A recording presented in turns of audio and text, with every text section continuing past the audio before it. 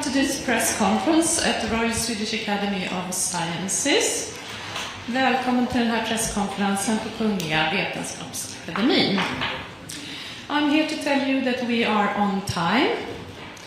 So the Secretary General, together with 2 members of the Academy, will arrive within 15 minutes. Om 15 minuter så kommer vår ständige sekreterare Hans Ellegren tillsammans med 2 stycken medlemmar av kommittén. Tack.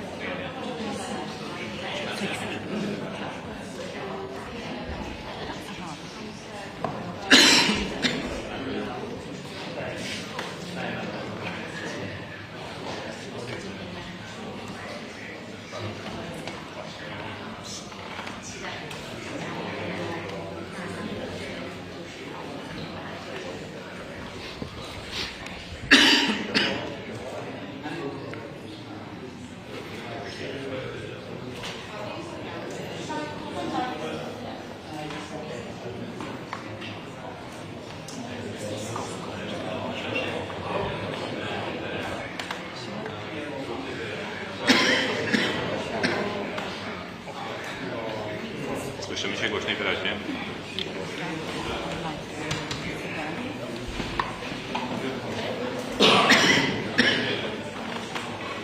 Tak, głośniej wyraźnie was słyszę.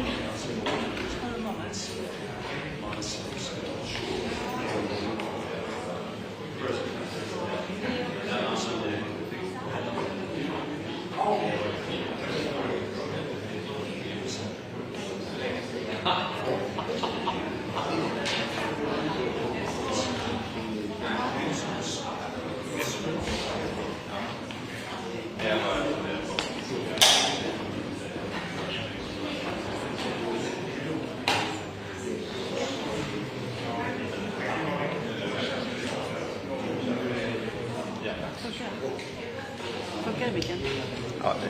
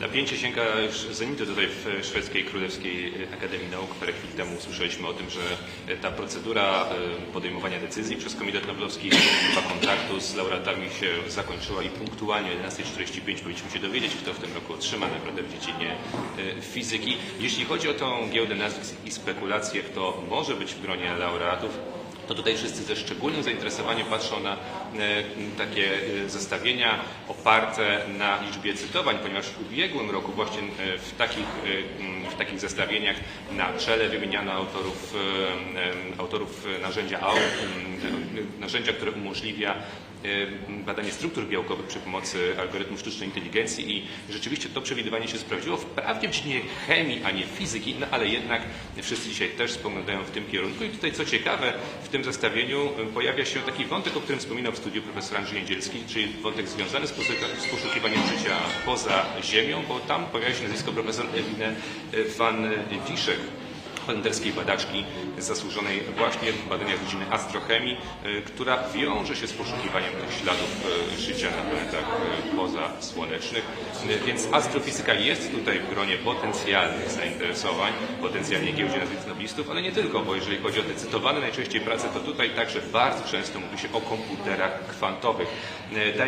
David DiVincenzo i Daniel Loss, dwaj badacze, którzy są uważani za ojców tej teorii komputerów kwantowych, podstawowych założeń, które dziś umożliwiają pracę nad tą technologią, z którą wiązane są ogromne nadzieje, są także w gronie tych absolutnych faworytów wymieniani.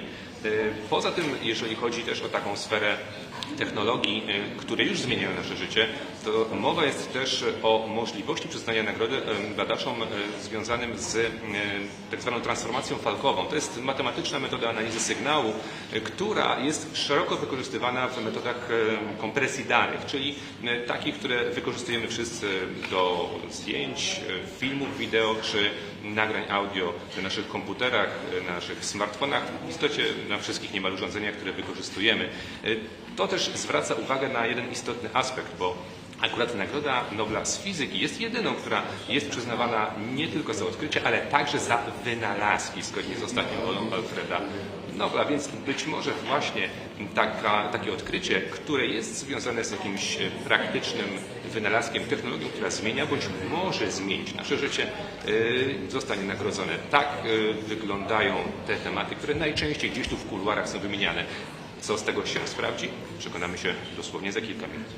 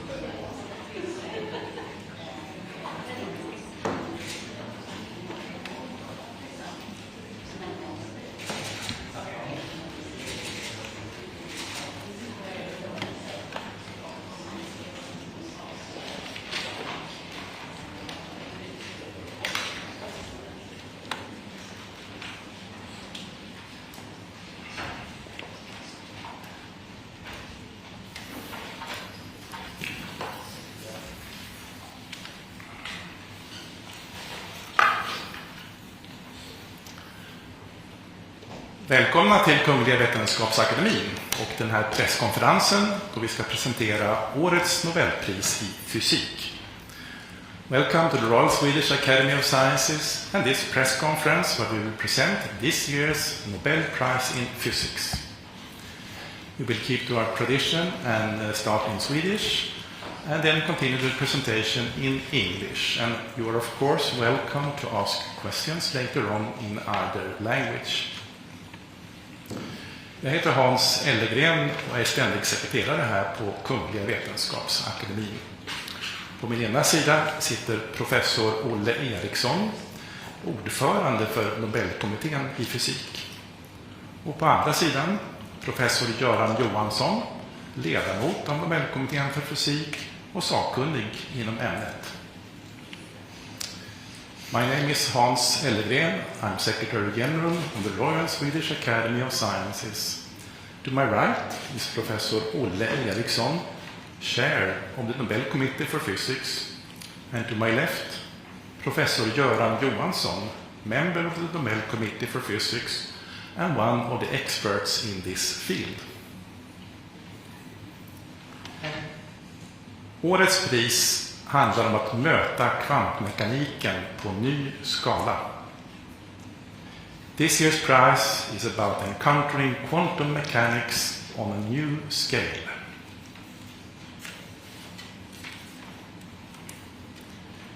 Kungliga Vetenskapsakademin har idag beslutat att utdela 2025 års Nobelpris i fysik till John Clark, University of California at Berkeley, USA, Michel Devoré, Yale University och University of California at Santa Barbara, USA, och John Martinis, University of California, Santa Barbara, USA, för upptäckten av makroskopisk kvantmekanisk tunnling och energikvantisering i en elektrisk krets.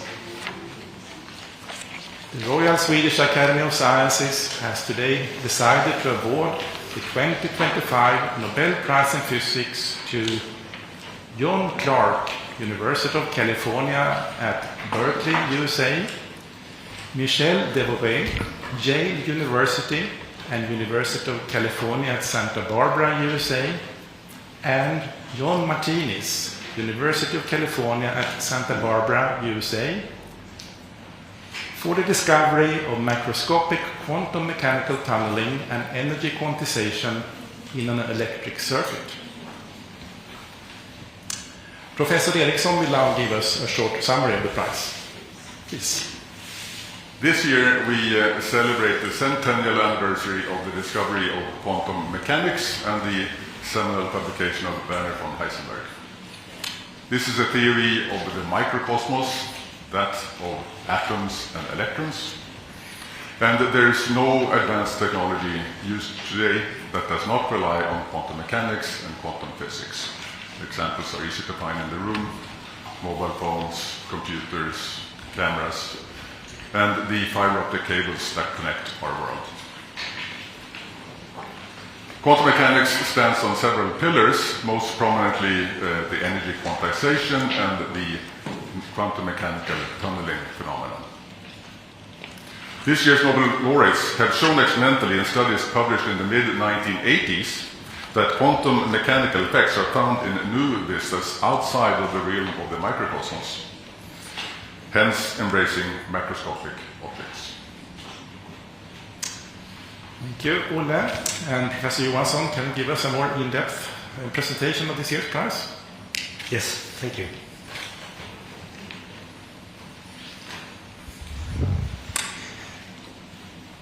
So, this year's prize is about quantum mechanical tunneling. This is a quantum mechanical effect that was discovered soon after Erwin Schrödinger published his famous wave equation in 1926, almost exactly 100 years ago. Soon after it was published, solutions were discovered where a particle could penetrate a classically impenetrable barrier. So to the left here, you see that exemplified by a wall, and the little boy throwing a classical ball onto the wall. It always bounces back.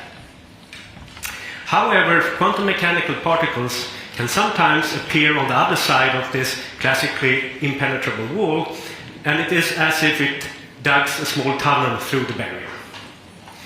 Hence the name.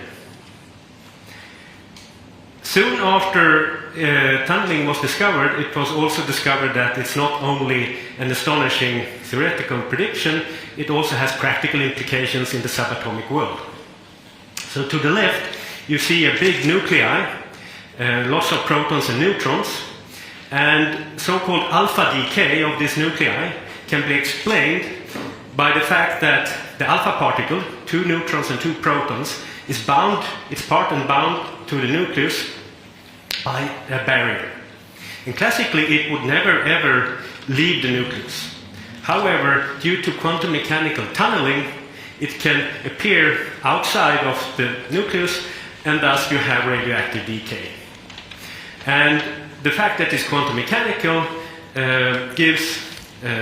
tells that it's a completely random process. And also by calculating the width and the height of the barrier, you can calculate the average waiting time for this decay or the half-life.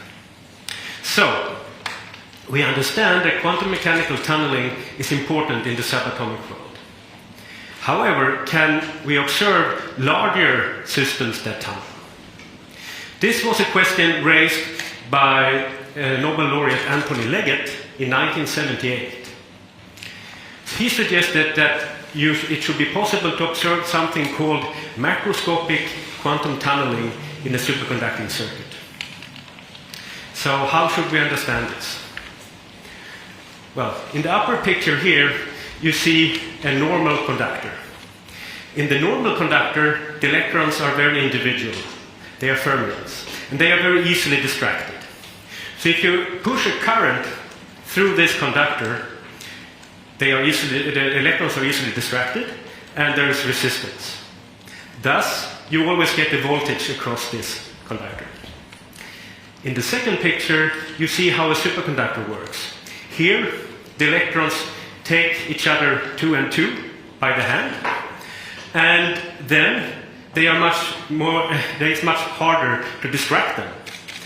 So then they can lead a current without any resistance at all, so there is current without any voltage, a supercurrent. In the lower picture, you see another example. You see also an illustration of how this works. It's actually so that all of the Cooper pairs lose their individuality altogether, and they all condense into one macroscopic state. So it's one Cooper pair condensate, which is determined by one macroscopic wave function or a superconducting order parameter. And you see there is a small gap between the two conductors in the lower picture, and that's the so-called Josephson junction. So in 1962, Brian Josephson predicted that even if there is a small weak link or a gap in the conductor, you can still have a supercurrent. And he derived simple equations for how the current and the voltage in this junction relates to the macroscopic wave function on the two sides of the weak link. And from his description, you can do the following. If you push a current through the Josephson junction, it can then appear in 2 different states. One without the voltage, and one with a measurable voltage. And the switching between the 0 voltage state and the state with the voltage is, there is a barrier in between. And by detecting how this switching occurs between the 0 voltage state to the voltage state, this is how our 3 laureates managed to prove that there is macroscopic quantum tunneling. So, to the left you see an illustration of macroscopic quantum tunneling. So, our 3 laureates positioned, they push a current through the junction, and it was in a state so that it should not classically be able to switch. And yet it switches from the 0 voltage state to the state with the voltage. Although classically you see that it cannot switch. And if you're a physicist, you might realize that the smoking gun evidence for this macroscopic quantum tunneling are when the black dots here deviate from the diagonal line. That's where macroscopic quantum tunneling dominates. So the 3 laureates, so this breakthrough experiment was performed in 1985 at Berkeley, and the group leader John Clark had long experience of working with Josephson junctions. John Martinez was his senior PhD student at the time, and Michel Devoré was a postdoc coming from Saclay outside of Paris, with experience from low temperature physics, but not with Josephson junctions, molecular solids. So this trio did not only do this breakthrough experiment, they also did another breakthrough experiment the same year. So the name quantum physics comes from the fact that atoms absorb and emit energy in packages, so-called quanta. And by irradiating the Josephson junction with microwaves, they could verify that this macroscopic object absorbs energy in a quantized way. So there are quantized energy levels. So, yes, I just want to mention also that in this system of the Josephson junction, there are billions of Cooper pairs. So it's really a macroscopic object in that sense. Okay, so this might sound a little bit abstract. However, this is a sketch of this experimental setup coming from John Martinez's PhD thesis.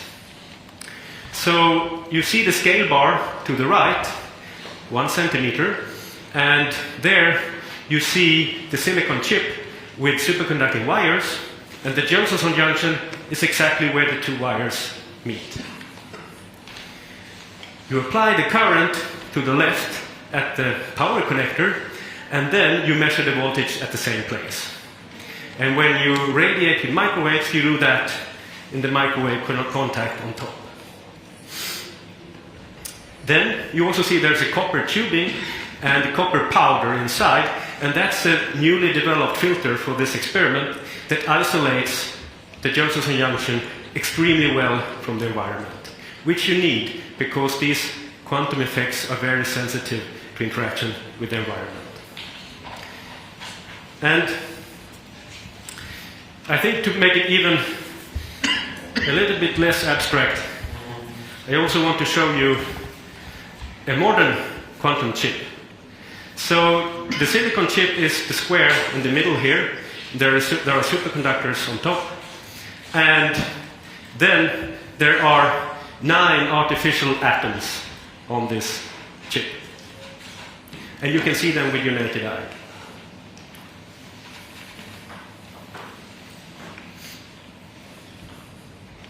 So, the 3 laureates has established, so the picture illustrates how they have taken quantum tunneling and quantum physics from the subatomic world onto electric chip.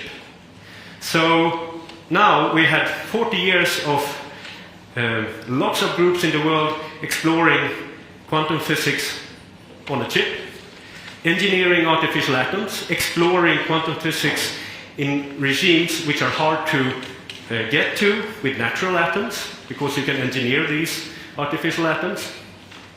You can also couple the superconducting atoms to mechanical oscillators, and then you probe quantum properties of mechanical oscillators. And you may also have heard that this is one of the platforms where you can develop a quantum computer. Thank you.